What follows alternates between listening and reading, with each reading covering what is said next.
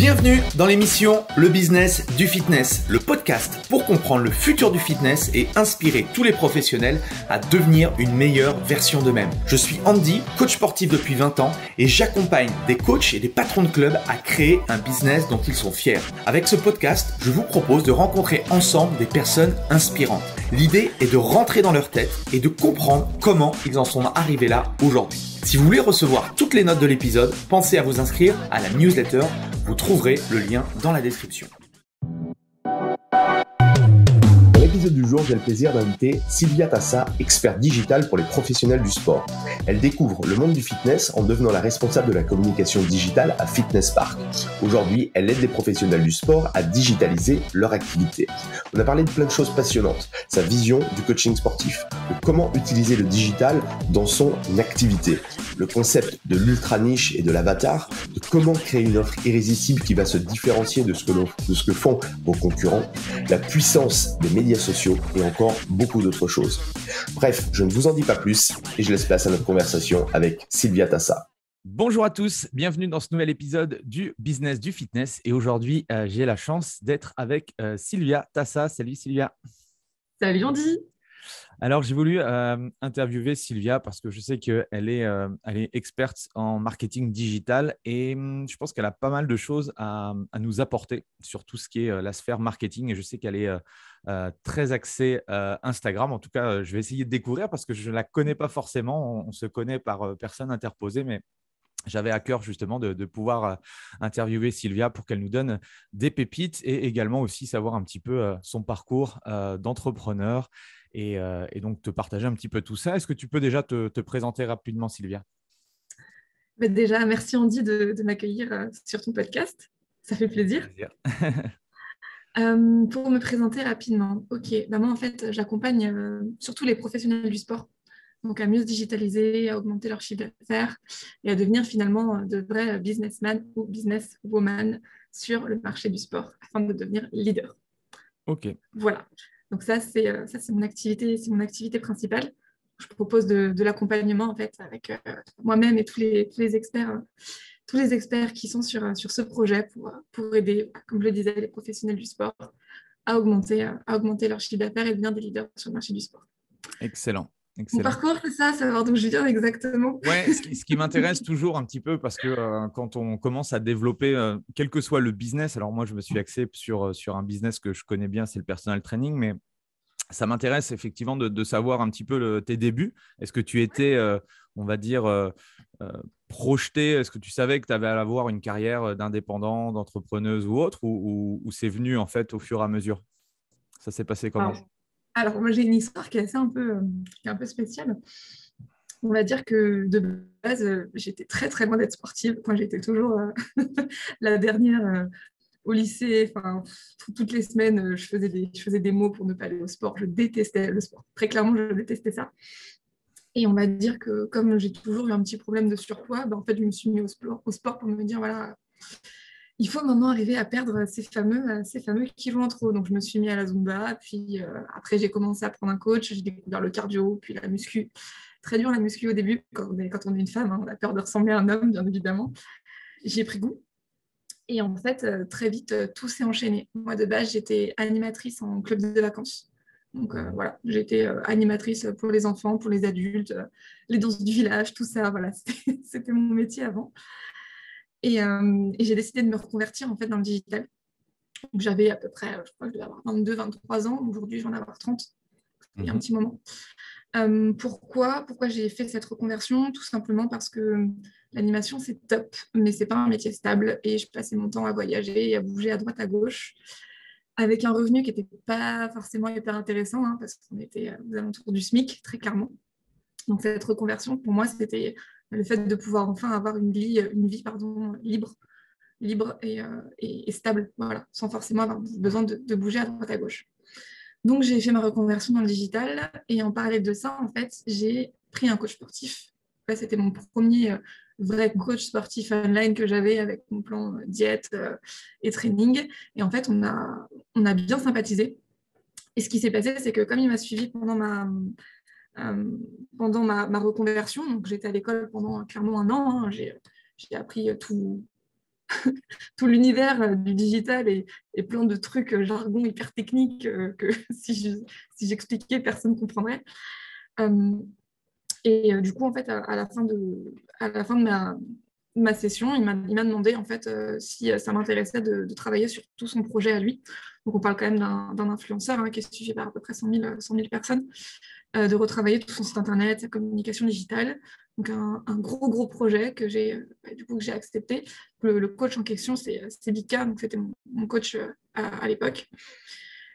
Et en fait, tout s'est très vite enchaîné parce que on a fait son site internet, on a fait sa communication, et de là, en fait, j'avais besoin je voulais passer en CDI pour pouvoir m'acheter un appartement. J'ai postulé à 2-3 offres comme ça, et du coup, j'ai été recontactée par Fitness Park, donc le siège de Fitness Park, qui m'a proposé le poste, en gros, de responsable communication digitale pour en fait développer le pôle en interne, parce que quand je suis arrivée, il n'y avait rien. Il n'y avait rien du tout. Et du coup, je suis arrivée, on était 3 à l'époque au pôle digital. Donc ça, c'était en 2018, donc janvier 2018. 2018, Fitness Park n'avait pas de personnes chargées du… Ok. Non, c'était tout nouveau. C'était vraiment tout récent, quoi. Le directeur digital est arrivé en 2017. Fin 2017. Donc vraiment, c'était tout nouveau. Et en fait, j'ai participé au début de l'aventure digitale de Fitness Park. Et du coup, j'ai créé tout le pôle de communication digitale, donc les réseaux sociaux, le blog, marketing d'influence, tous les partenariats. C'est le début. Et puis, l'équipe était très petite au début. Et puis, à la fin, a grossi. Ça a été génial de participer à cette aventure. Donc, je suis restée plus de 2 ans et demi quand même chez Fitness Park. Qu'est-ce que tu as quand tu es rentré dans cet univers, parce que l'industrie du fitness, c'est vraiment un microcosmos, on va dire. Alors, à l'échelle internationale, ça représente quand même quelques millions, quelques milliards même. Est-ce que tu croyais que c'était comme ça, le fitness? C'était structuré comme ça, c'était quoi au démarrage ta vision? Je vais balancer une petite anecdote dont j'ai honte, mais c'est pas grave. Moi, quand je suis arrivée, ça s'appelait pas Fitness Park, ça s'appelait le groupe Moving. Donc, je m'étais renseignée sur le groupe Moving. Moi-même, la salle où je m'entraînais était un Moving, mais je connaissais pas Fitness Park en fait. Parce que là où je m'entraînais, il n'y en avait pas en fait, et c'était pas connu. Mais moi, je m'entraînais juste pour m'entraîner. J'étais sportive, j'aimais ça, mais je n'allais pas me renseigner sur toutes les salles de sport. On en entend aujourd'hui partout. Basic Fit, Fitness Park, les plus connus. Donc en fait, quand moi-même je suis arrivée à l'entretien, je ne connaissais pas Fitness Park. Et c'est là qu'on m'a dit qu'en fait, du coup, 80-90% de mon travail serait tourné plutôt sur cette enseigne. Donc, voilà, c'est la petite anecdote. Je ne connaissais pas forcément en arrivant. Puis très vite, forcément, j'ai découvert. J'ai passé pas mal de temps dans les salles du coup, pour m'imprégner de l'univers, de comprendre comment ça fonctionnait. C'était quoi ta mission du coup par rapport à ça, par rapport à Fitness Park? Ma mission, c'était de développer la communication digitale du groupe. Ok. Pardon, d'aider aussi toutes les salles de sport, parce que du coup, il y a beaucoup de licences de marques à se développer, à développer leur activité, parce que c'est bien de développer le siège, mais c'est mieux de développer les clubs aussi qui vont avec.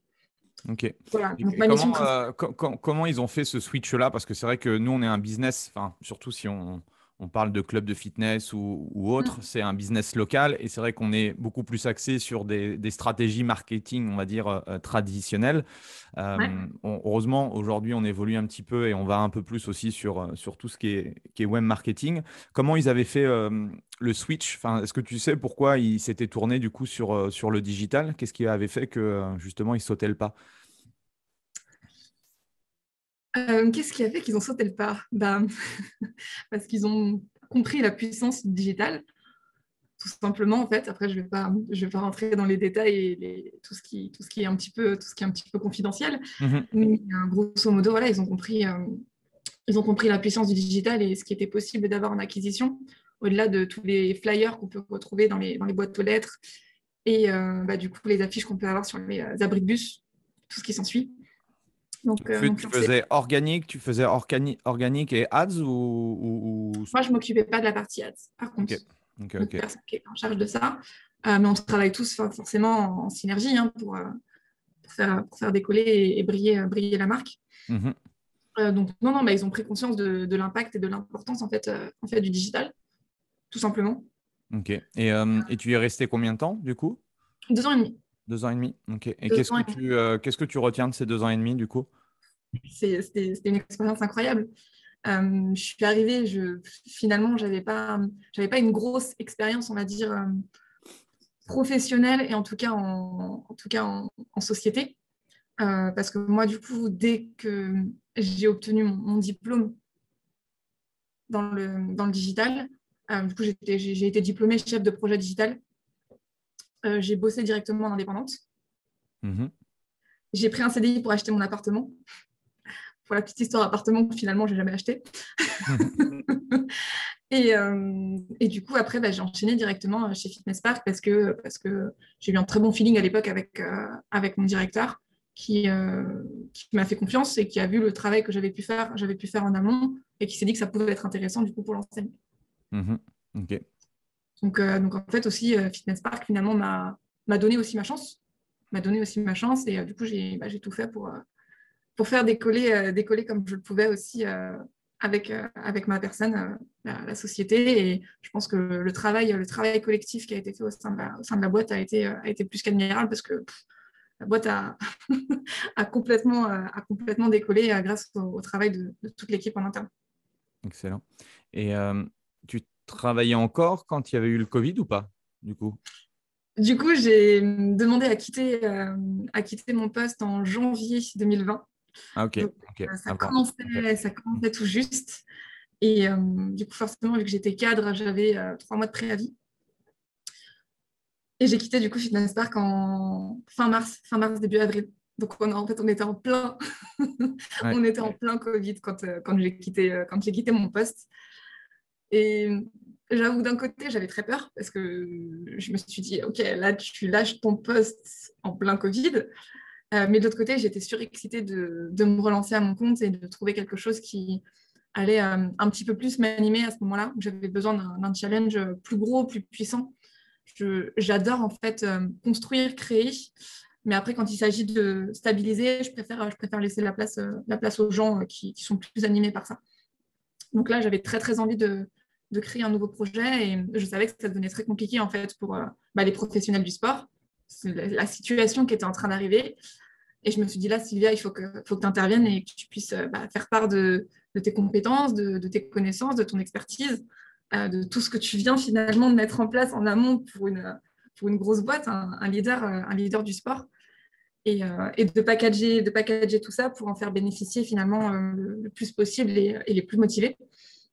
Et c'est là que j'ai créé en fait mon premier programme qui du coup s'est appelé Automatise ton coaching. Excellent. Donc, c'est là où tu commences à parler à d'autres professionnels, d'autres coachs sportifs, du coup? Alors, je parlais déjà à pas mal de coachs sportifs avant, parce que Ouais. finalement, le milieu du sport, il est quand même assez petit, très rapidement, surtout dans ce qu'on appelle le fit game entre guillemets. Il y a le milieu du sport et d'un côté, il y a un peu ce milieu du fit game qui est très petit et où finalement, tout le monde se connaît.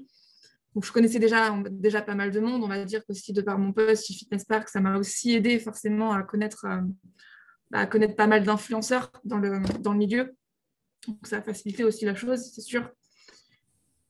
Et, euh, et après, forcément, au fur et à mesure, j'en ai rencontré d'autres et j'ai commencé à avoir un plus gros réseau de coachs. Aujourd'hui, c'est vrai que j'ai une grosse communauté de coachs sportifs qui me suivent. Excellent. Et c'est quoi ta vision du métier de coach sportif aujourd'hui? Alors, je pense qu'elle n'est pas du tout la même que tous les autres. Euh, pour moi, finalement, un coach sportif, avec les nouveaux métiers aujourd'hui, elle doit avoir plusieurs cordes à son arc, pardon, euh, plusieurs casquettes en fait. Ça dépend de ce qu'on souhaite faire. Est-ce qu'on souhaite être un coach sportif en salle, donc qui est là pour faire des séances, ou est-ce que finalement on a envie de s'imprégner du nouveau métier, qui est de devenir un peu le coach tout-terrain et le coach en ligne. Donc un coach qui peut du coup voyager tout en continuant son métier. Du coup, il y a ce métier qui a vu le jour, donc le coaching en ligne.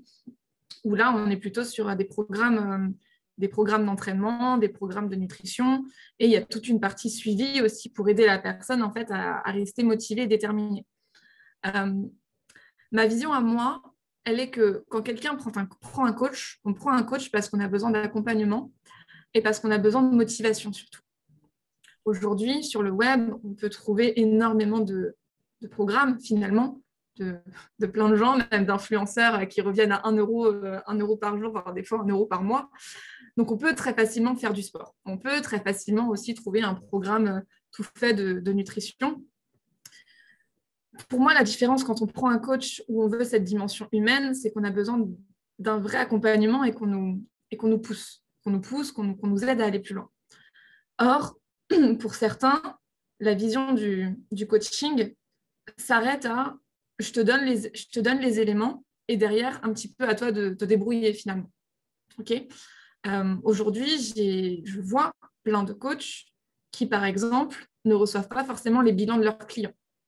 Ça, pour moi, c'est là où l'expérience client devient hyper importante.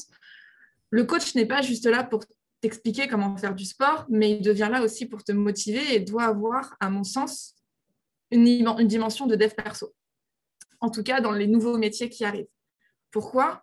Parce que si une personne ne fait pas son bilan, c'est pas forcément parce qu'elle l'a oublié. Ça, c'est ce qu'on croit. Mais c'est peut-être aussi tout simplement parce que la personne n'a pas eu confiance en elle à ce moment-là, n'a pas eu envie de le faire, n'a pas voulu voir son reflet dans la glace à ce moment-là. Et je vois beaucoup de coachs qui ont tendance à dire que c'est pas de leur faute et c'est pas à eux de relancer comme des parents et chacun doit prendre ses responsabilités. Donc en gros, l'élève, le client doit prendre sa responsabilité de faire ses bilans, faire ses séances et tout ce qui s'ensuit, là où le coach a sa responsabilité de mettre les programmes à jour. Je ne suis pas forcément en adéquation avec cette façon de voir les choses, parce qu'il y a beaucoup de gens aujourd'hui qui ont besoin de vraie motivation. Donc, à mon sens, ça dépend déjà de base ce qu'attend réellement le coach. Qu'est-ce qu'il a réellement envie de faire ? Est-ce qu'il est vraiment focus sport ? Et dans ce cas-là, est-ce qu'il fait des séances directement en salle ? Ou est-ce qu'il fait des séances directement peut-être aussi en visio ? Ou est-ce qu'il veut avoir une dimension réellement de coaching en ligne simple, pur et dur, ou dans ce cas-là, il envoie juste des programmes, mais il n'y aura pas cette dimension vraiment humaine d'accompagnement ? Ou est-ce que vraiment, là, on se dit, OK, on veut que les clients soient chouchoutés, soient bichonnés et surtout aient de vrais résultats ? Et en général, en fonction de la cible, quand on est sur une cible de toute façon plus généralisée, je ne parle pas des gens qui sont à fond dans le sport et qui font des 5-6 séances par semaine, qui pour moi font partie un peu de ce milieu qu'on appelle le fit game, mais plutôt vraiment des gens qui sont capables d'aller acheter par exemple de l'Anaga 3 ou ce genre de bêtises qu'on peut trouver dans la pharmacie. Je parle vraiment de ces gens-là qui ont, eux, besoin d'un vrai accompagnement et ça ne passe pas juste par des programmes ultra personnalisés, mais ça passe aussi par toute une dimension de dev perso. Et ça, à mon sens, c'est ce qui est le plus important pour arriver à avoir de vrais résultats. Mmh. Et pour ceux qui nous écoutent et qui n'ont peut-être pas encore démarré ou qui ont envie de démarrer ou qui démarrent juste leur activité, moi, si je devais repartir de zéro, qu'est-ce que tu me conseillerais ? Si tu devais repartir de zéro dans le coaching ? Ouais. Alors, ce que je te conseillerais déjà, je ne peux pas te conseiller parce que si je ne te connais pas et si je ne sais pas ce que tu as envie de faire, je ne peux pas te conseiller. Donc déjà, dans un premier temps, je te poserai la question de qu'est-ce que tu veux, qu'est-ce que tu as envie de faire, avec quoi tu es aligné. Et en fonction de ta réponse, là, je te dirige. Mais je ne peux pas te dire aujourd'hui, fais ça, fais ci, fais ça.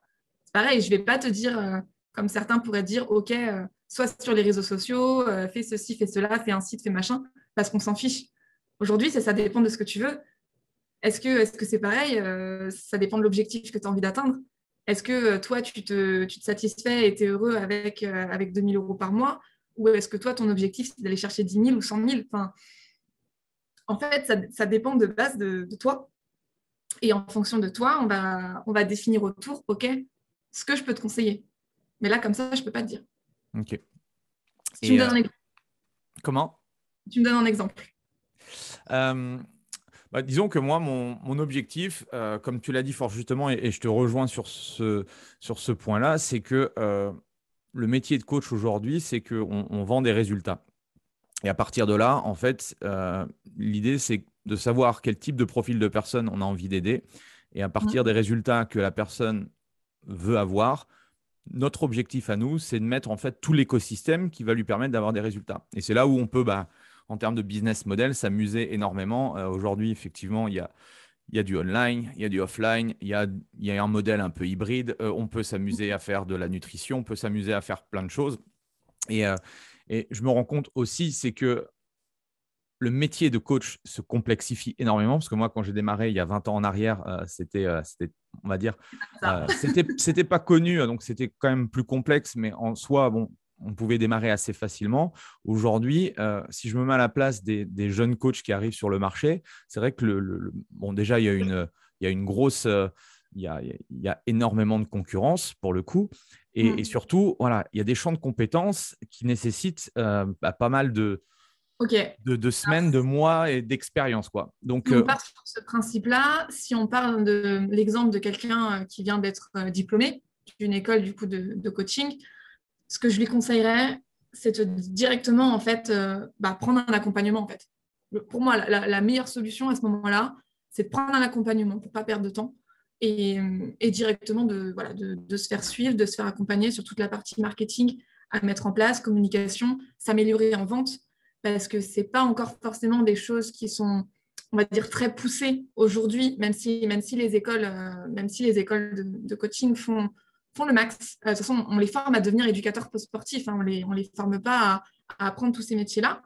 Même s'il y a des gros efforts qui sont faits du côté de ces écoles, l'expertise, ça prend aussi d'experts. Et je pense que c'est important vraiment pour éviter de perdre du temps, de directement aller chercher le savoir. Donc, c'est-à-dire de se former directement en marketing, en communication, en vente et en expérience client. Franchement, c'est les piliers fondamentaux pour ne pas perdre de temps. Parce que quand on essaye tout seul, et souvent on a envie de débuter et se dire « Ok, j'essaye tout seul », en fait, on perd du temps. Je vois énormément de coachs qui postent pour poster, qui arrivent à obtenir des appels, mais derrière, ils n'arrivent pas à convertir leurs appels, qui ne savent pas répondre forcément à quand quelqu'un lui dit « Ok, ça a l'air intéressant, je vais réfléchir ».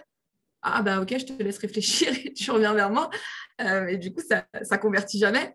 Donc, c'est vraiment les 4 piliers qui sont importants. Idem, quand on arrive à avoir un client, du coup, on arrive à obtenir le client et que finalement, au bout de 3 mois ou 6 mois, derrière, le client ne re-signe pas. Pourquoi il ne re-signe pas ? C'est pareil, c'est parce qu'il y a sûrement une problématique d'expérience client ou si le client a obtenu ses résultats, chose que beaucoup de coachs ne pensent pas forcément à faire, mais c'est de proposer un programme post-coaching. Et ça, vraiment, j'insiste, pour moi, c'est essentiel. J'en suis clairement victime aujourd'hui de ça. J'ai enchaîné pas mal de coaching, mais à chaque fois que je terminais mon coaching, hop là, je reprenais plus 5, voire des fois plus 10, plus 15 kilos. Pourquoi ? Parce que c'est bien pour un coach d'avoir des avant-après et de faire des transformations, mais c'est mieux si les transformations peuvent tenir sur le long terme. Et puis surtout d'un point de vue business aussi, c'est beaucoup moins fatigant de travailler sur le long terme avec nos élèves que tous les X semaines ou les X mois devoir changer complètement sa base de clients, quoi. J'en discute avec un de mes clients qui aujourd'hui fait 4 000 euros par mois et qui justement a ce turnover parce qu'au bout de 3 mois, 6 mois, ses clients partent. Et on s'est posé ensemble et je lui ai dit, mais ceux qui terminent, il se passe quoi ? Ah ils partent. Ah oui, mais ils ont atteint leur objectif. Ah, voilà. Donc, on a mis en place une stratégie justement pour arriver derrière à ce qu'ils les gardent. Je lui ai dit, tu verras que là, du coup, dans 3 mois, ton chiffre d'affaires, déjà, au minimum, il est doublé. Parce que tu les auras gardés, en fait. Donc, au lieu d'être à 4 000, on passe à 8 000. Juste parce qu'on a gardé des clients. Déjà, ça fait la différence. Et ouais. Excuse-moi. Et avant d'arriver justement à ce service client, tu l'as dit fort justement, le marketing, la vente, c'est les 2 piliers essentiels parce qu'on aura beau être le meilleur personal trainer au monde, si personne ne te connaît, ça va être compliqué justement de pouvoir faire valoir cette expertise-là. Au niveau marketing, comment comment je démarre? Est-ce qu'il y a même chose? Je pense que de toute façon, il n'y a pas de remède miracle. Mais Non. quels sont, toi, tes leviers? Est-ce que c'est encore intéressant aujourd'hui d'être sur Instagram, Facebook, YouTube? Ok. Voilà. Euh,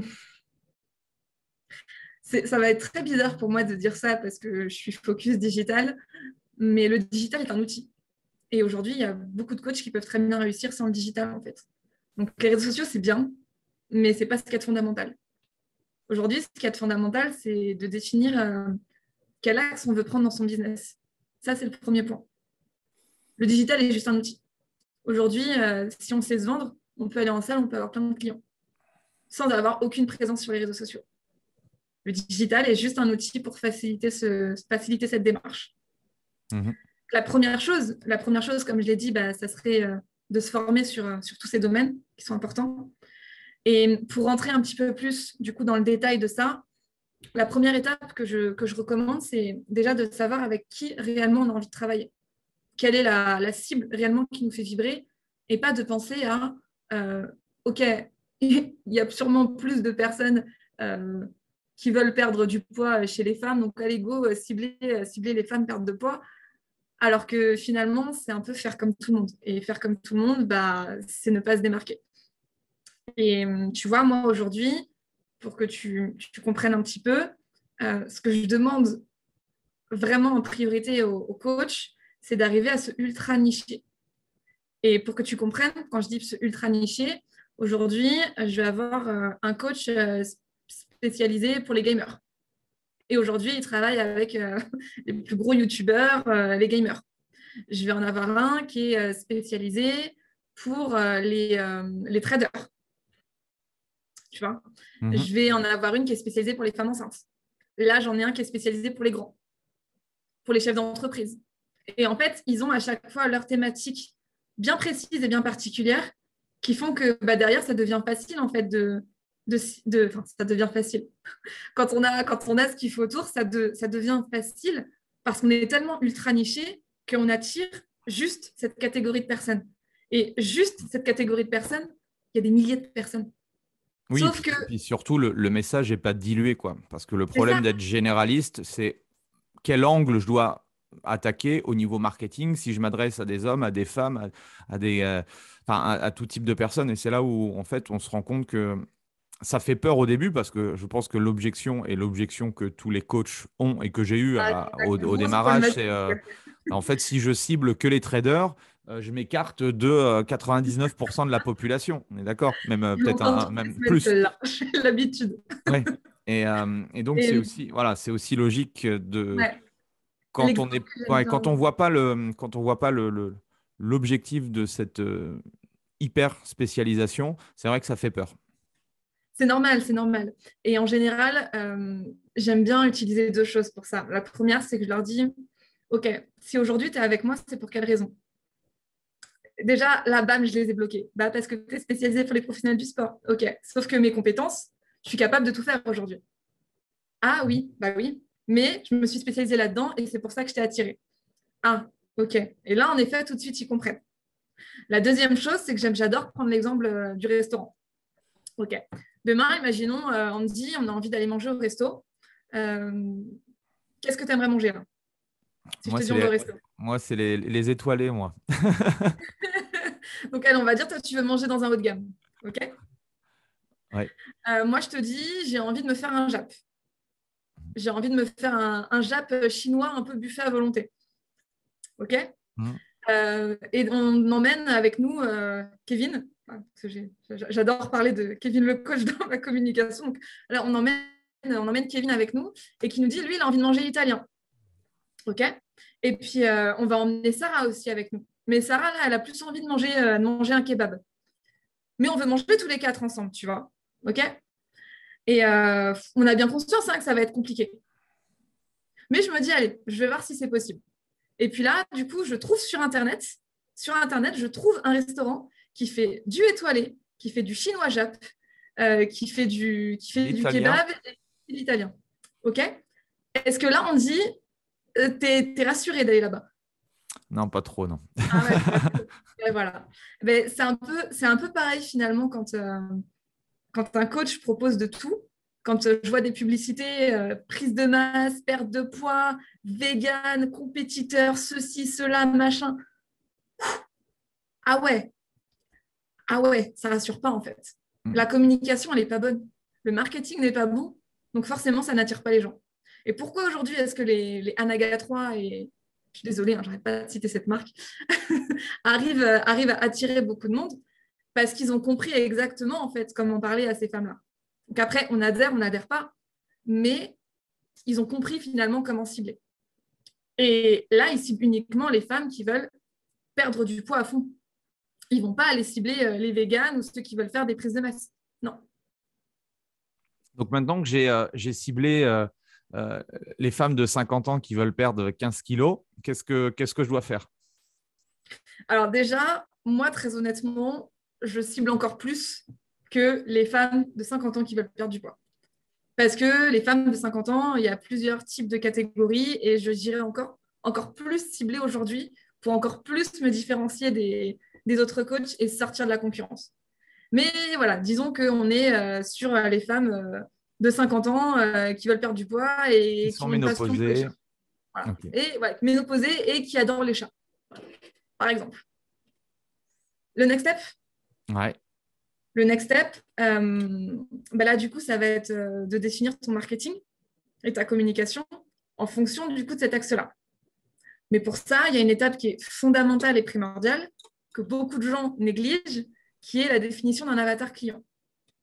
Donc, quand je dis un avatar client, c'est finalement d'aller interroger des femmes qui sont dans cette niche-là. Donc, je vais essayer de trouver finalement une dizaine de femmes de 50 ans et qui adorent les chats pour aller leur poser plein de questions, mieux les comprendre et approfondir à fond pour vraiment avoir énormément d'informations sur ces personnes-là, ce qui va me permettre de définir ce qu'on appelle un avatar client ou bien dans mon jargon à moi, un persona.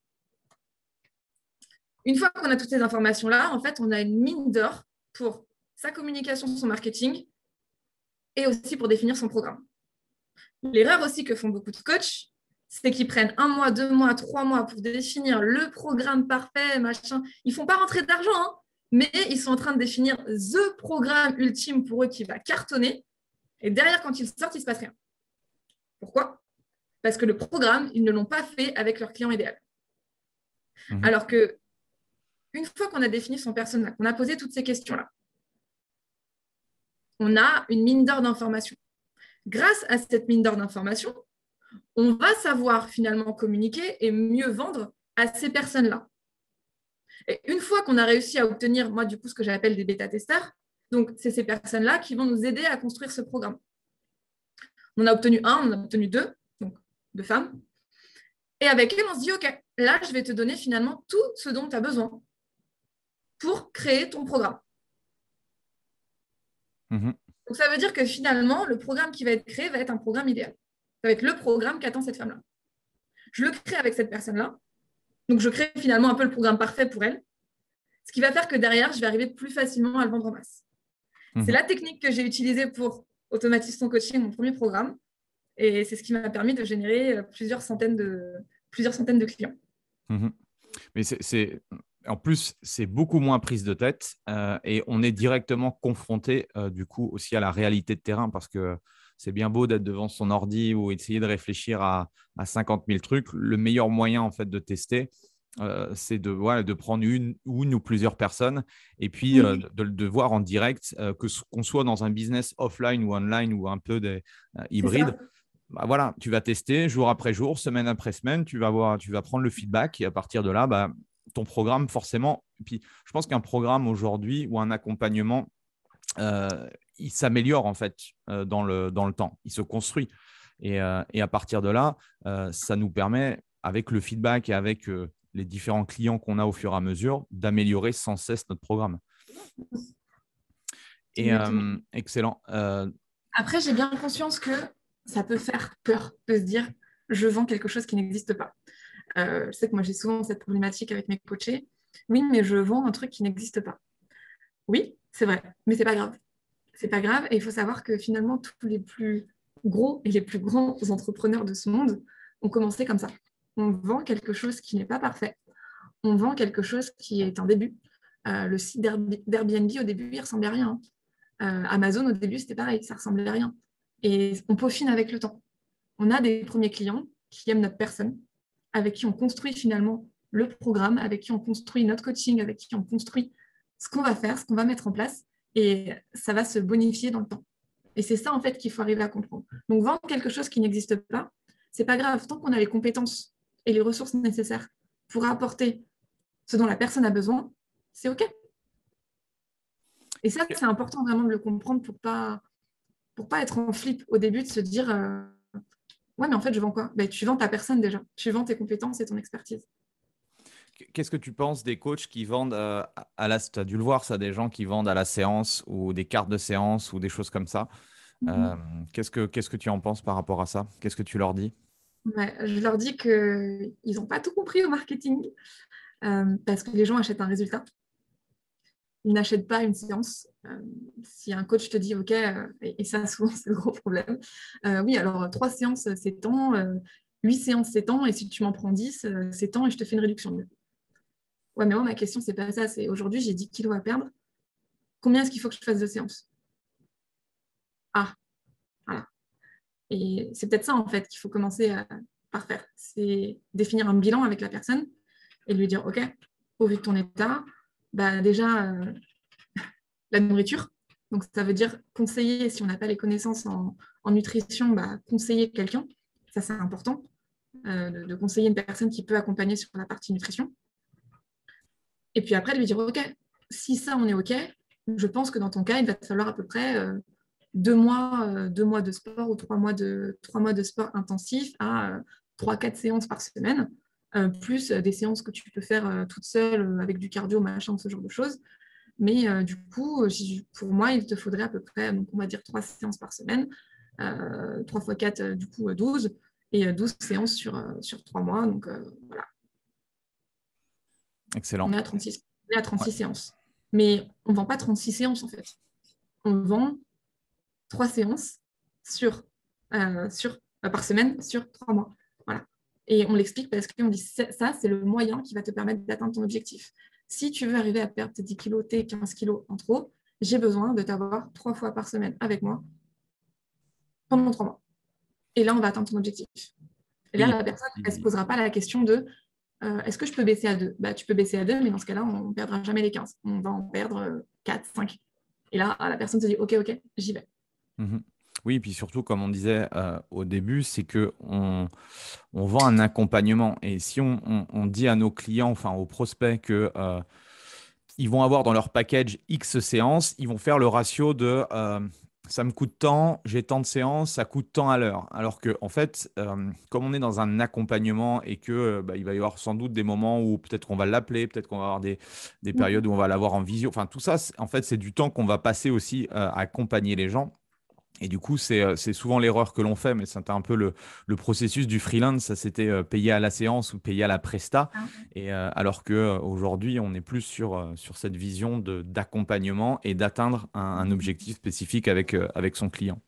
Si on prend l'exemple de tous les produits minceurs qu'on peut trouver en pharmacie ou en grande surface, en général, ces produits indiquent directement, oui, à appliquer ou à avaler une, deux fois par jour. Les indications sont écrites. On nous dit, voilà, par exemple, toutes les crèmes minceurs, on va nous dire moins 5 cm sur 8 semaines, tester sur tant de personnes.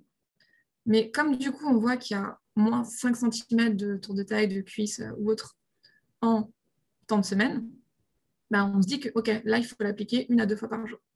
Donc, la personne sait que pour atteindre ce résultat, il faut qu'elle applique sa crème 1 à 2 fois par jour. Si elle ne le fait pas, en fait, elle s'en voudra juste à elle-même de se dire, en même temps, c'est pas que la crème ne marche pas, c'est juste que j'ai pas été régulière et je l'ai pas appliquée comme il fallait. Et en fait, pour le coaching, c'est pareil. C'est de la même façon qu'il faut le vendre. C'est, OK, pour atteindre ce résultat, j'ai besoin qu'on fasse tant de séances, du coup, ensemble par jour. Et puis, bien sûr, que de ton côté, l'alimentation, tout ça, ça soit carré. Sinon, c'est des efforts qui sont faits dans le vide.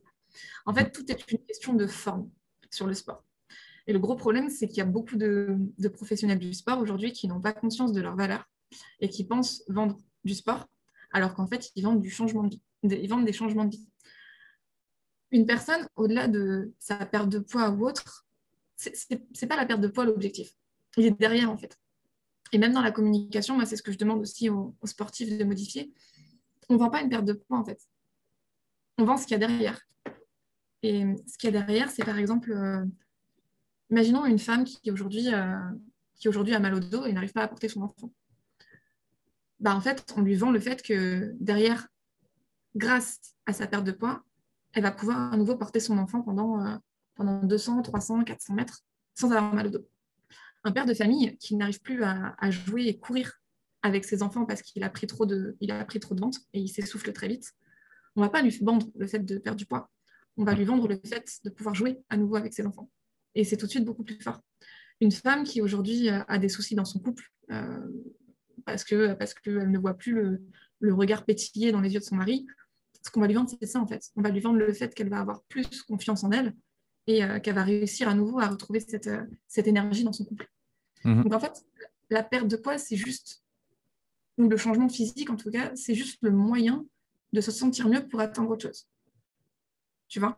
Et là, les gens ont tendance à l'oublier, juste à ne pas le savoir.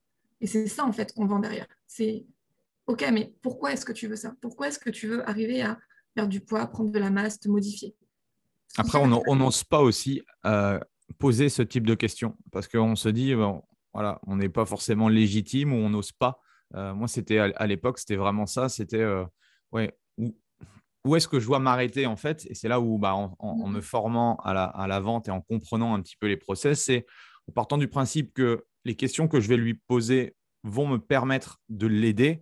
À partir de là, en fait, moi, j'ai changé ce mot vente qui fait souvent peur et qui fait souvent référence à des marchands de tapis en disant que non, ce moment que j'ai avec cette personne-là que je ne connais pas, c'est un moyen de pouvoir effectivement lui changer la vie. Si je suis capable, d'accord, si j'ai la bonne personne, j'ai le bon avatar en face de moi, je suis réellement capable à la fin de mon accompagnement au bout de X semaines de vraiment lui apporter quelque chose de positif. Donc, j'ai besoin de lui poser ces questions qui sont à la fois très personnelles, mais qui vont nous aider véritablement à faire passer les gens à l'action, quoi.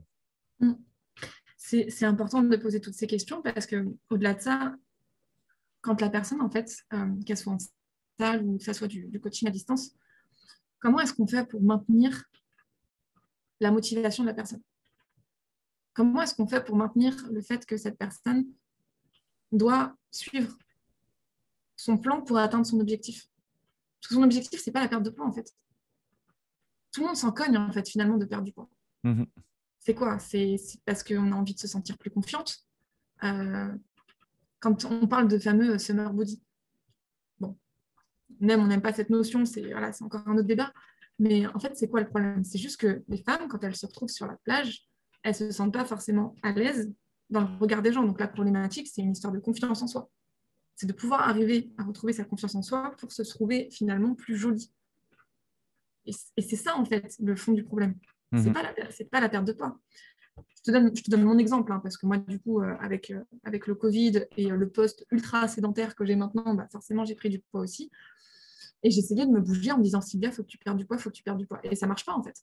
Ça ne marche pas parce que derrière, je n'avais pas quelque chose d'assez fort qui me motivait. Et ça me freinait dans beaucoup de choses. Tu vois, je me suis rendu compte que, par exemple, YouTube, je faisais quasiment pas de vidéos juste parce que je ne supportais pas avoir ce léger petit double menton qui apparaît. Alors que pour tout le monde, en effet, c'est débile. Mais pour moi, ce n'était pas possible. Parce que je ne supportais pas mon image. Donc, d'arriver en fait à faire ce cheminement, ça me permet juste de dire, OK, je suis plus à l'aise avec mon image, je peux remettre les robes hyper moulantes que j'aime porter, je peux plus facilement aller sur YouTube, je suis plus à l'aise avec mon image, je peux plus facilement me montrer en vidéo. Et c'est tout ça, en fait, aussi qui me motive pour arriver à trouver plus de confiance en moi, mais à l'image. Tu vois? Et en fait, il faut arriver vraiment à trouver ce pourquoi profond de la personne. Pourquoi est-ce qu'elle fait ça, en fait? Bon, on en revient au travail d'avatar que tu as cité tout à l'heure, quoi. Et c'est beaucoup plus simple parce que une fois que tu as fait le travail, si tu veux, tu n'es pas obligé de faire, de connaître en fait toutes les problématiques de toutes les personnes. Après, encore une fois, on est d'accord que dans la vente, il faut quand même creuser sur la problématique de la personne parce qu'il peut y avoir des problématiques différentes. Et la base de tout, réellement la base de tout. Et et je fais chier très clairement mes coachés là-dessus, c'est définir son persona et d'y passer du temps. Parce que tous ceux qui squeeze ce travail et qui n'y prêtent pas attention, finalement, ils reviennent toujours à un moment donné là-dessus, à le peaufiner, et après, ils se disent « Ah ouais, mais en fait, c'est tellement plus simple. Je sais comment me communiquer, je sais comment faire mon marketing, je sais comment proposer mon offre, et ça devient plus aligné. » Et c'est à cette étape-là aussi qu'on se rend compte si est-ce qu'on a réellement envie de bosser avec ces gens-là? Est-ce que la thématique nous plaît vraiment? Et du coup, comment tu vois le métier de coach d'ici les 5 prochaines années? Est-ce que tu crois que c'est un métier qui est voué à disparaître? Quel est ton avis par rapport à ça? Pas du tout. Le métier est en train d'évoluer. Alors, métier à disparaître, pas du tout. Mais pour moi, c'est un métier où, en fait, finalement, quasiment tout le monde, je vois en fait, je vois la projection de chaque personne qui a finalement son coach attitré. Ça ne sera pas forcément un coach en salle, ça sera peut-être un coach de poche, donc en fait un coach en ligne disponible. Mais d'ici 5 ans, alors 5 ans peut-être pas, ça sera peut-être un peu plus, mais ceux qui arriveront vraiment à tirer l'épingle de leur jeu, ça sera les coachs qui se seront ultra spécialisés. Les coachs qui auront des vraies compétences et connaissances en développement personnel, qui seront empathiques, parce que c'est eux réellement qui arriveront à motiver leurs clients, les garder déterminés, obtenir des vrais résultats et finalement les garder sur du long terme, donc augmenter toujours plus à chaque fois leur chiffre d'affaires. Parce que finalement, une personne, dès qu'elle sort du plan, on sait ce qui se passe. Elle reprend. Et c'est normal, en fait, et c'est OK de se faire accompagner, même s'il faut une bonne partie de sa vie. Je parle pas forcément d'avoir quelqu'un avec qui on discute tous les jours ou qui nous envoie un plan ou un bilan tout le temps, mais de faire un petit checking une fois par mois, c'est déjà pas mal. Et ça permet dans la tête du client juste de se dire « Ok, je vais faire attention quand même à mon hygiène de vie parce que je sais qu'à telle date, je dois faire mon bilan pour mon coach. » Et juste ça permet de maintenir en forme. Ça, c'était la grande force et c'est toujours la force parce que de Weight Watchers, les réunions, alors je ne sais plus si c'est des réunions mensuelles ou autres, et ça, c'était une des forces, c'est que toutes les personnes qui suivaient le programme Weight Watchers se réunissaient, je ne sais plus, une fois par semaine ou une fois tous les mois. Et ça apportait du coup la création d'une communauté, la création de responsabilisation. À chaque fois que j'avais ce rendez-vous, voilà, quand on allait me peser, je n'avais pas envie à la fois de décevoir. Et puis donc tout ça fait que… T'imagines en termes d'ego, imagine en termes d'ego, tu vas à une réunion, ok? On va dire, tu as le poids que tu as. La réunion d'après, tu n'as pas envie de te dire je veux arriver vachement bien parce que je veux que tout le monde me dise waouh, c'est ouf, comment tu t'es transformé, comment tu es devenu bien. Tu as envie de progresser, tu as envie de t'améliorer. Et tu as envie, après, à chaque fois, à chaque réunion, qu'on se dise bravo, good job. Donc, ça te permet de te maintenir. Mais c'est normal, on est humain, en fait. Et à partir du moment où on sort du cadre, malheureusement, il peut se passer l'effet inverse. Alors, ce n'est pas toujours le cas, évidemment et heureusement. Mais dans les 3/4 des personnes, on a besoin d'avoir ce mentor, en fait. Et juste d'avoir un mentor sur la santé. Excellent. Donc, du coup, ça me réconforte sur le fait que je suis dans le bon domaine. Et j'ai cette vision aussi que notre métier n'est pas prêt de disparaître. Donc, c'est cool. Ah, mais ça va faire même l'effet inverse. Très honnêtement, ça va faire même l'effet inverse parce que les gens sont de plus en plus en train de se reconnecter à la réalité, à la nature et à tout ce qui se passe, au bien-être, à leur santé. Je ne sais pas si tu as remarqué, mais en ce moment, avec tout ce qui s'est passé au niveau du Covid, là, avec la Russie, tout ça, les gens se reconnectent beaucoup plus à eux-mêmes, à leur famille, à la nature. Et la santé devient un élément vraiment principal dans la vie des gens. Donc, je suis persuadée que si les coachs arrivent à comprendre que la dimension santé est importante, pas juste la partie sport, mais vraiment la dimension santé de manière générale, là, il y a un véritable avenir. Mais pour moi, le métier doit évoluer et on ne doit pas être juste sur une partie de je te fais tes séances en salle et ça s'arrête là, ou bien je te fais tes plans et ça s'arrête là. Ça, par contre, honnêtement, j'y crois pas. Ça, pour moi, c'est juste pour les personnes qui ont un peu le mindset déjà, on va dire, de vrais compétiteurs et qui ont juste besoin de plans pour savoir quelle direction prendre. Mais là, on est sur une toute petite partie infime de la population. Bah, merci pour ce partage. Maintenant, par rapport à ton propre business, on va dire, par rapport à ta vie d'entrepreneur ou entrepreneur, je ne sais pas comment on peut dire, qu'est-ce que tu as appris depuis que tu t'es lancé seul? Quelles ont été les difficultés que tu as pu rencontrer? Waouh. Les difficultés que j'ai rencontrées. Ou les challenges que tu as pu rencontrer? Les challenges. Enfin, en fait, il y en a eu tellement. Je sors d'une année 2021 qui a été hardcore, on va dire. Ok, je dirais que la première chose, finalement, ça a été de ne plus être accompagnée. En 2020, en fait, j'ai pris un accompagnement qui m'a permis directement, donc je sortais de mon CDI et je suis passée en fait en un mois de 0 à 10 000 euros par mois, directement. Et puis après, forcément, ça a grimpé. Mais déjà, en fait, ça m'a permis de passer ce premier step. Chose que si j'avais été toute seule, je ne pense pas que j'aurais réussi, en tout cas aussi vite, d'obtenir ces résultats. Le truc, c'est quand cet accompagnement s'est terminé, je me suis dit, voilà, je vais continuer toute seule, je vais faire ma petite bambou, je vais gérer mes trucs.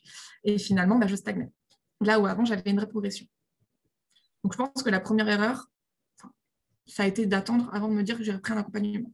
Accompagnement que j'ai repris là, début 2022, et qui me fait un bien fou. Et du coup, ça remonte à nouveau. Donc ça, c'est le premier point. Le deuxième point, je dirais que c'est de faire attention finalement à l'entourage dans le business pour deux choses. La première chose, ça va être les personnes qui sont malheureusement négatives. Alors, ce n'est pas forcément voulu, mais ce sont des personnes qui n'ont pas forcément une vision, qui ont beaucoup de barrières limitantes, beaucoup de croyances limitées, et qui peuvent nous empêcher, en fait, finalement, de nous projeter et nous dire « Ok, si c'est possible.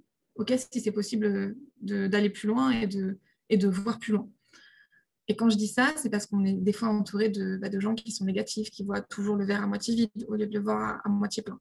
Donc, ça serait de s'éloigner de ces personnes, même si des fois, c'est des personnes qu'on aime bien, c'est des personnes qui peuvent nous freiner. Donc, c'est important de s'éloigner de ces personnes-là. Comment on fait? Ensuite, ça qui est difficile. Comment on fait? Au début, c'est pas simple, parce que quand des fois, c'est des personnes qu'on aime réellement, c'est compliqué. C'est de leur faire comprendre, que là, on est dans une énergie où on doit être positif, parce que le positif attire le positif, et qu'on a besoin de notre énergie pleine pour arriver en fait à avoir de la force et de l'énergie pour notre business. Tu vois, c'est comme si tu t'épuises tout le temps à la salle de sport.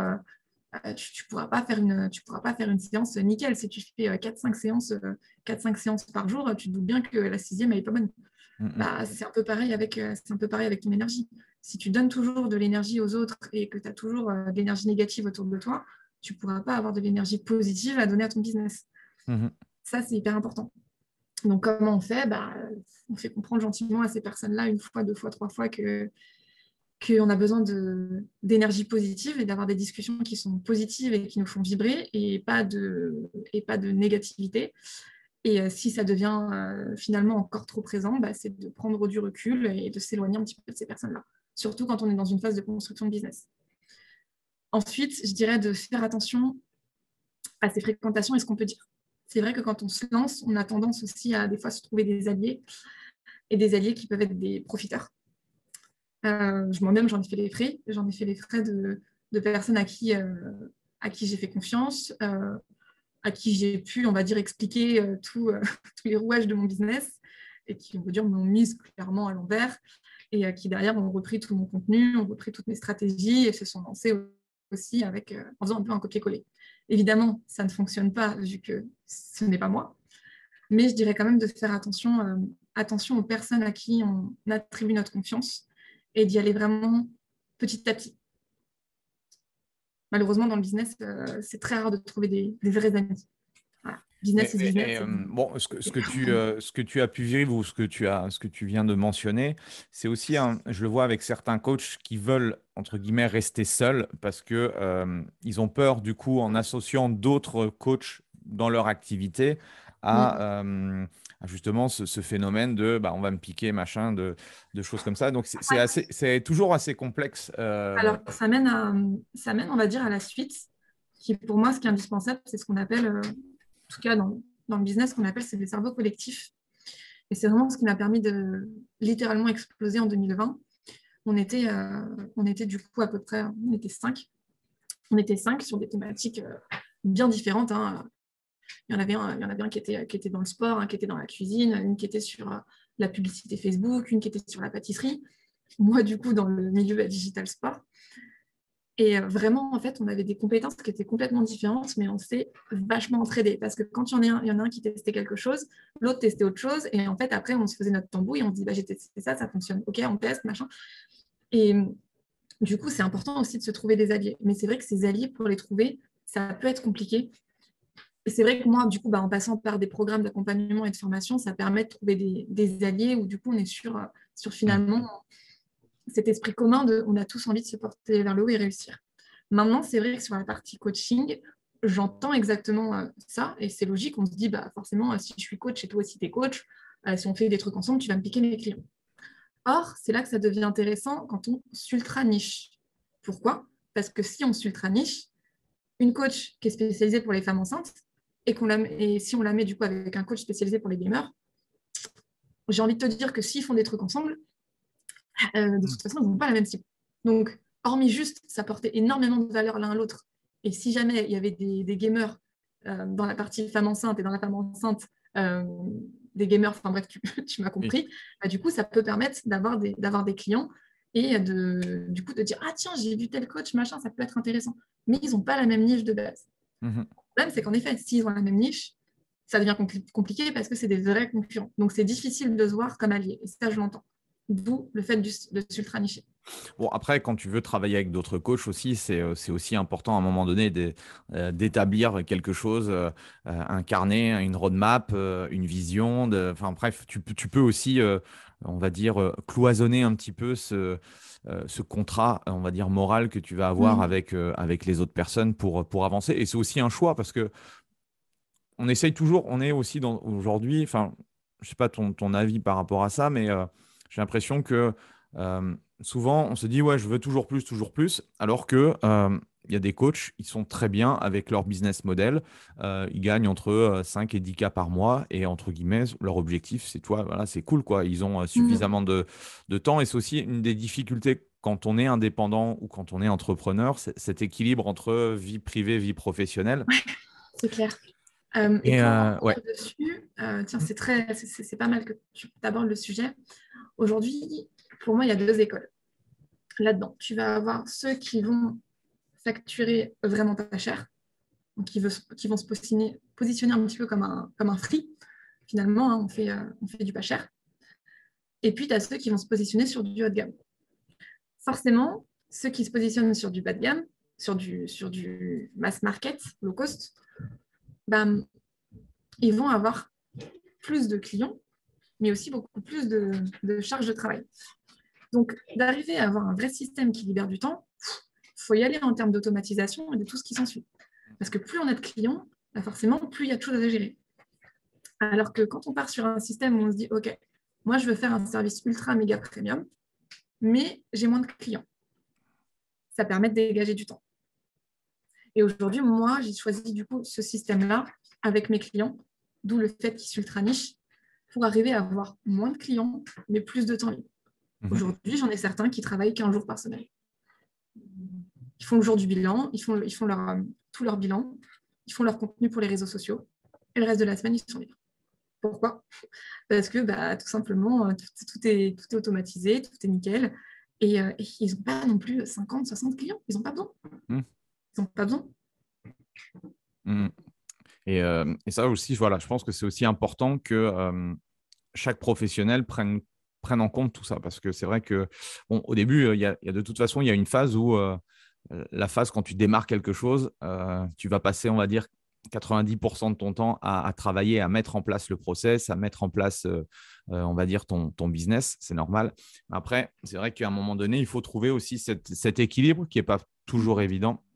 Et très clairement, comme tu l'as dit, ça va aussi dépendre forcément du business model. Et c'est ça aussi qui est intéressant avec le online, avec tout ce qui s'est passé avec la Covid ou autre, c'est qu'on n'est plus obligé en fait à 100%, d'être toujours présent en face à face, de coacher les gens et tout, ce qui prend énormément de temps, forcément. Mais ce qui est important, je rebondis sur un truc que tu as dit juste avant par rapport à ça. Ça dépend du business model et ça dépend surtout de toi, ce dont tu as envie, tes valeurs, ton alignement, ce que tu as réellement envie de faire.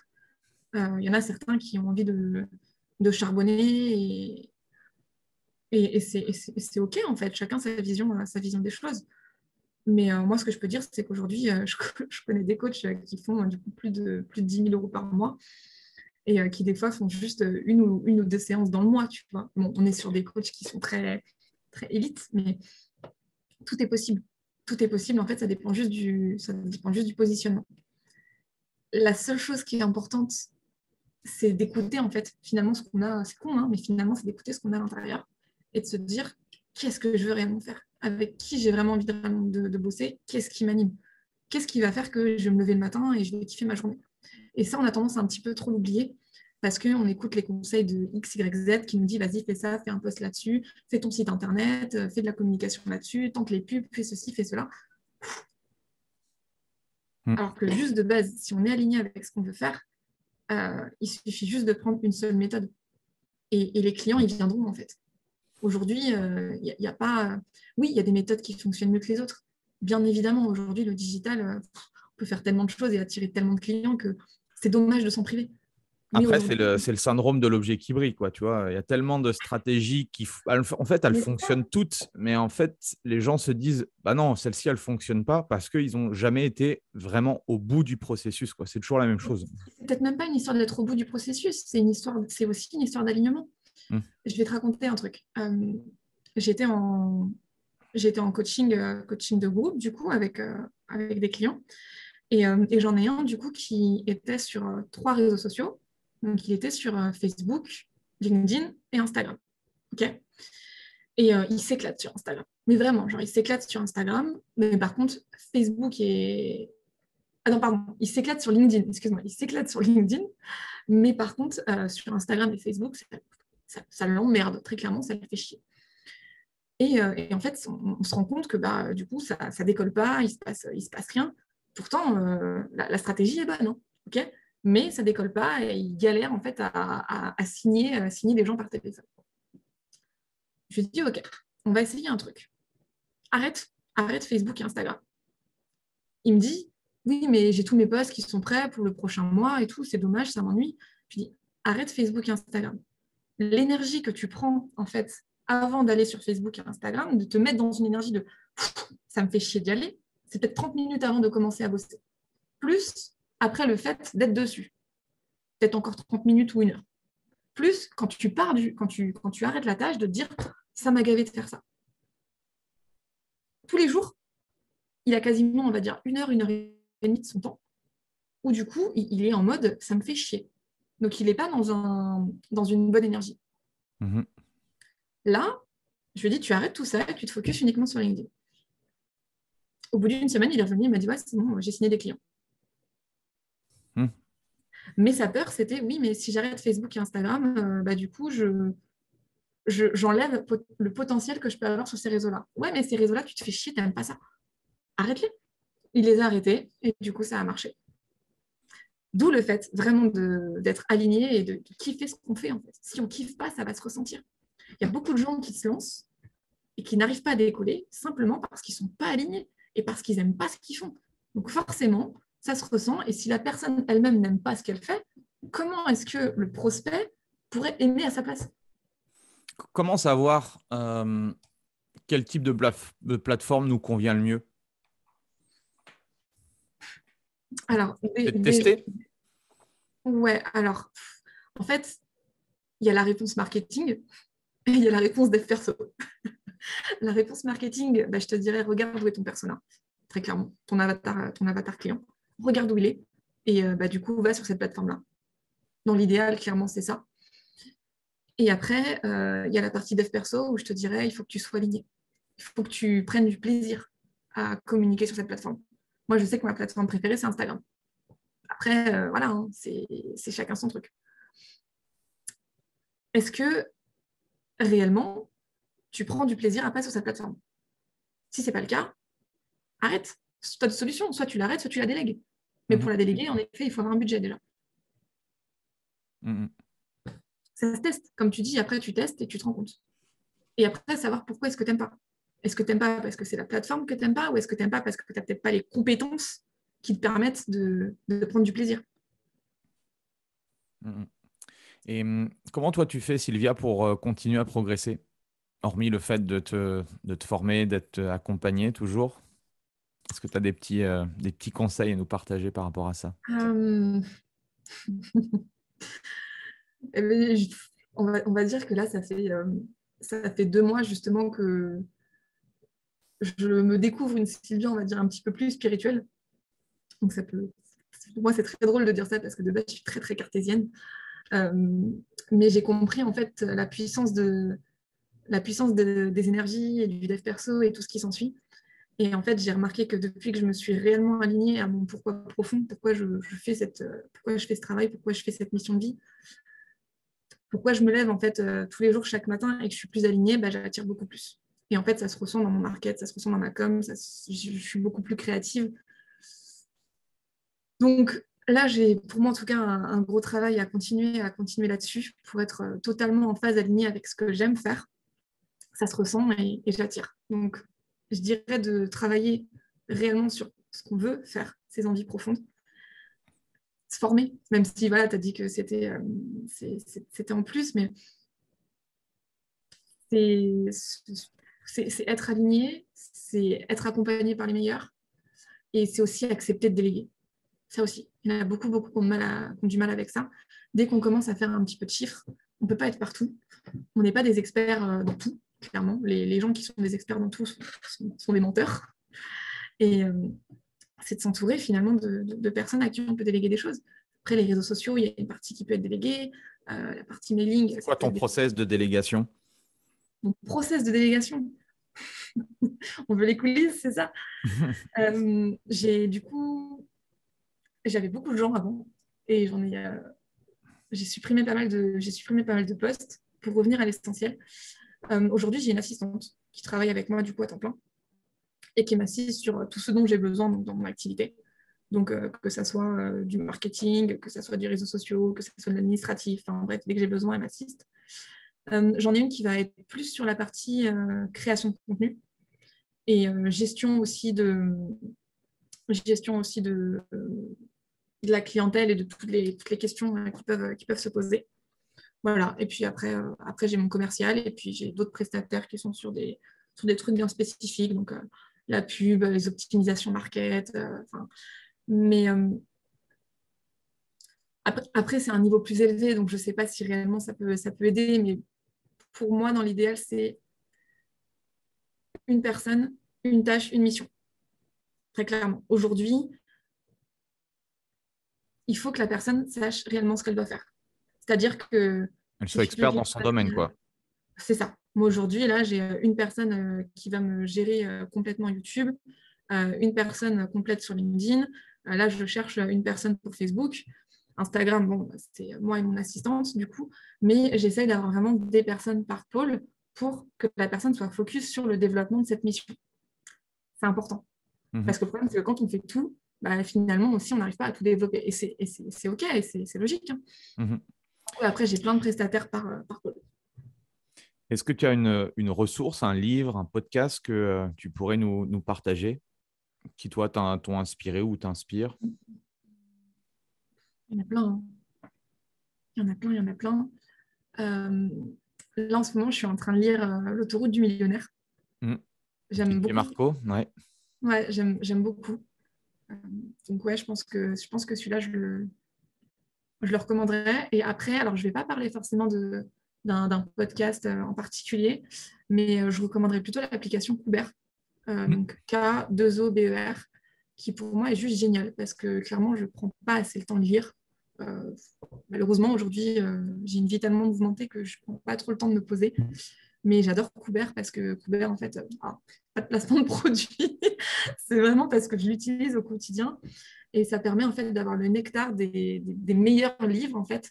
Un livre qui peut faire 200 à 500, 600 pages.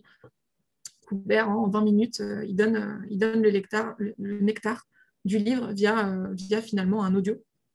Et je trouve ça juste génial. Donc le matin, j'aime bien écouter ça après m'être réveillée.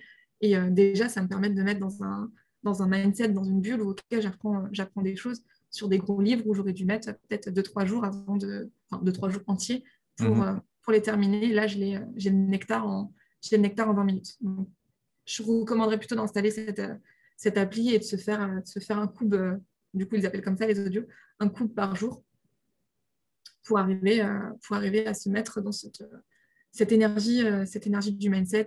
En plus, il y a plein de trucs, il y a plein de sujets. Il y a beaucoup de sujets sur l'entrepreneuriat aussi. Ça, je trouve ça génial. Excellent. Où est-ce qu'on peut te suivre? Et s'il y a des coachs du coup qui veulent en savoir plus sur tes programmes, où est-ce qu'on les dirige? Alors, moi, je suis très, très présente sur Instagram. Là, on va développer un peu plus le YouTube parce que ça y est, je commence à enlever ce fameux double menton, donc je me sens plus à l'aise pour y retourner. Mais oui, essentiellement sur Instagram. Et où est-ce qu'on peut en savoir plus? Là, tous les dimanches soirs, en fait, je vais organiser du coup des masterclass sous forme de l'heure du bilan business. Donc, pour que les professionnels du sport puissent faire des bilans business comme ils les font du coup avec leurs élèves en bilan coaching pour analyser leur business, trouver les 8 erreurs fatales qu'ils font dans leur activité et qui les empêchent de se développer. Donc, c'est tous les dimanches à 18h. Et pour ça, en fait, il suffit de taper marketingsport.info. Donc, le lien, il est dans ma bio Instagram. Et du coup, il va être un petit peu partout. Il y a des pubs qui vont passer aussi. Donc, voilà. Je mettrai les liens dans la description en tout cas. Ça marche. Ok, super. Merci en tout cas. C'était super inspirant. Un dernier mot, du coup, pour terminer ce super épisode. Un dernier mot, je te dirais merci Andy de m'avoir invité. Yes. Merci en tout cas Sylvia. Merci à tous ceux qui sont restés jusqu'au bout. N'oubliez pas de mettre un petit 5 étoiles et un commentaire. Ça permet du coup à l'algorithme et au podcast de se faire connaître. Merci Sylvia. Au plaisir en tout cas de te rencontrer en vrai en tout cas. Et merci à tout le monde et à très vite pour un prochain épisode. Allez, salut. À très vite. Au revoir. Voilà, c'est fini pour aujourd'hui. J'espère que l'épisode vous a plu. Merci d'avoir passé ce moment en ma compagnie. 2 petites choses avant de vous quitter. Si vous cherchez les notes de l'épisode ou que vous voulez tout simplement me contacter personnellement, allez sur mon site andypoiron.com. Donc tout attaché, www.andypoiron.com. Vous trouverez toutes les informations nécessaires. Et dernière chose, et c'est la plus importante pour moi, si vous voulez m'aider à promouvoir ce podcast, vous mettez un avis 5 étoiles sur Apple Podcast. Si vous regardez cet épisode sur YouTube, pensez à liker et à vous abonner à ma chaîne YouTube et pensez à en parler autour de vous, pensez à en parler à vos amis ou à vos collègues dans le fitness. Ça permettra véritablement à ce podcast d'avoir beaucoup plus de visibilité. Voilà, en tout cas, merci, à très vite pour le prochain épisode.